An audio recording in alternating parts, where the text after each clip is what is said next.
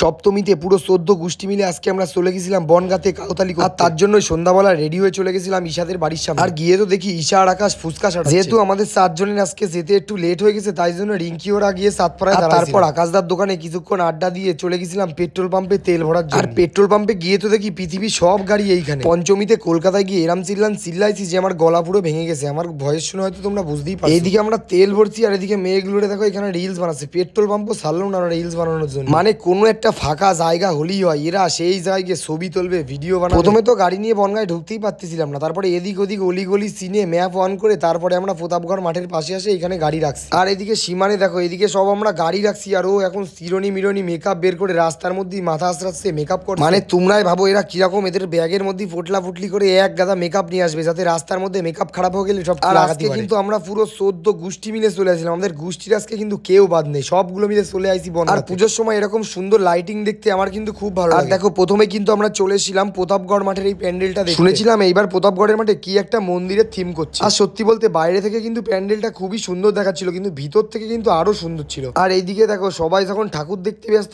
ঈশার দেখি কানের দুলের দোকানে গিয়ে কানের দুল, মানে ঠাকুর দেখতে আসেও এদের শপিং করা বাদ হবে না। ভাই মেয়েদের ইমোশনের জায়গা বুঝবি না তুই, বুঝবি কোনটা কোনটা? এই যে ও কানের দুল, এটা কি মেয়েদের ইমোশন? এই নিয়ে কতগুলো কানের দুল? 10টা। এই মেয়েটাকে চিনে রাখো, পুরো এসপ্ল্যানেড দিল্লি বোম্বে কোথাও বাদ দিল না, সব যেখানে যাবে কানের দোকান, যেখানে যাবে কানের দোকান।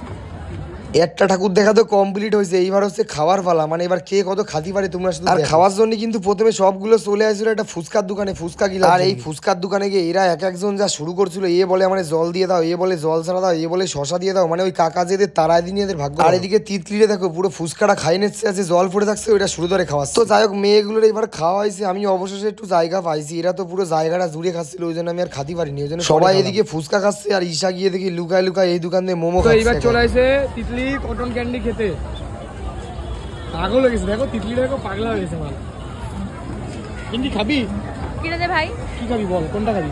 Cotton candy. আর নে দিচ্ছি। দিচ্ছি তো এই ক্যামেরা অফ করার পরে বলি দিচ্ছি না। আরে খাও সব ফ্রি। এখন খাও। এ ও কিভাবে ও আমারে, মানে যেই ক্যামেরাটা অফ করবে তখন বলবে না খাও। খা দিচ্ছি সত্যি। তোমরা প্রমাণ থাকো, পুরো সামনাসামনি হবে। ঠিক আছে তুই নে। তুই পিঙ্কটা নিস, পিঙ্কটা তো দেখতে ভালো লাগে। নে নে তিনটা নে।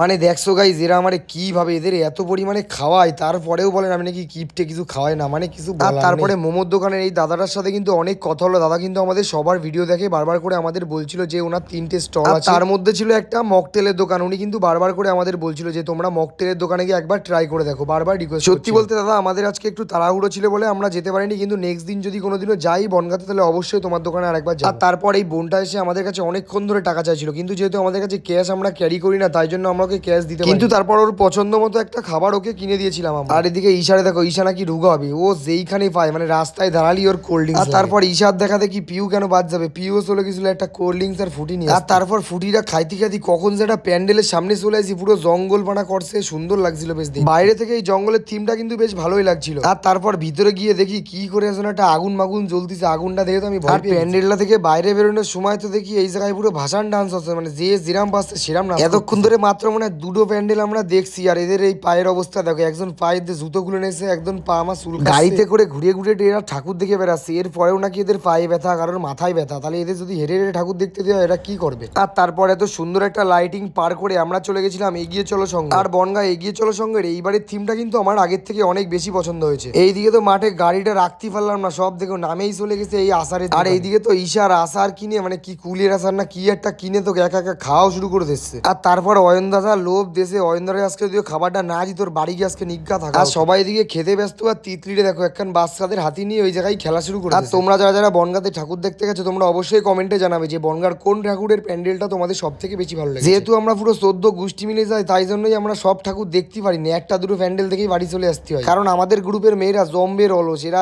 1 ঘন্টাও হাঁটতে পারে না। 1 ঘন্টা কি আধা ঘন্টা এদের হাঁটতে দিলি পায়ের দিয়ে পুরো মানে পা মা মাথা ব্যথা হবে সব। তারপর একটু রিলস ফিলস বানায় আমরা চলে গেছিলাম সম্প্রীতি রেস্টুরেন্টে গিলার বনগাঁড়ে একমাত্র রেস্টুরেন্ট সম্প্রীতি, যেইখানকার বিরিয়ানি আমার সব থেকে, যেহেতু ছোটবেলা থেকে আমি বনগাঁতে মানুষ হয়েছি, আমার এই সম্প্রীতির বিরিয়ানি আমি এত খাওয়া খাইছি আমার অনেক ভালো। কিন্তু পুজোর দিন আমরা এত রাত্রেবেলা গেছি যে এক ফুটা বিরিয়ানি পাইনি, তাই জন্য আমরা চলে গেছিলাম অন্য রেস্টুরেন্ট। সত্যি বলতে গাইস বাইরে বেরোয় আমার বিরিয়ানি ছাড়া অন্য কিছু খাইতে ইচ্ছা করে না, আর তাই জন্য রেস্টুরেন্টে গিয়ে আমি অর্ডার করেছিলাম মটন বিরিয়ানি। এদিকে তিতলিতে দেখো আমার মটনটা পরীক্ষা করার নাম করে দেখো এক টুকরো সিটে খাইয়ে, টেস্ট করার নাম করে এক টুকরো খাইয়ে যেই ওর ভালো লাগছে, ও আমার বিরিয়ানিটা পুরো খাইয়ে নিতে যাচ্ছিল। আমি কি করছি প্লেট পুরো সরাই নিছি ওর কাছে, যেহেতু সবার আগে আমি অর্ডার করছিলাম মটন বিরিয়ানি, তাই জন্য আমার এক হাড়ে আগে দিয়ে গেছিল, আর তাই জন্য এরা যে যা পাচ্ছে দেখো এদিকে তো মাংস নিয়ে মারামারি। আজকের ব্লগটা এইটুকুই গাইস, দেখা হবে তোমাদের সাথে নেক্সট ব্লগে। আজকের জন্য টাটা।